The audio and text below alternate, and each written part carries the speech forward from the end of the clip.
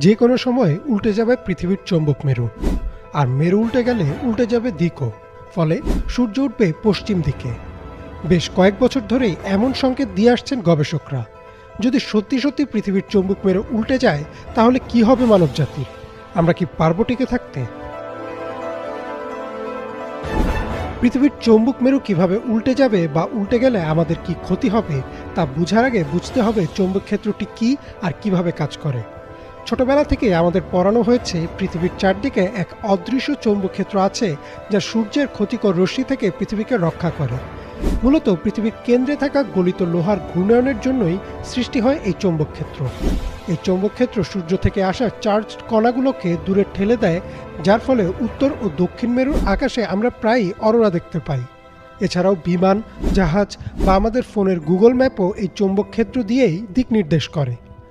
এমনকি অনেক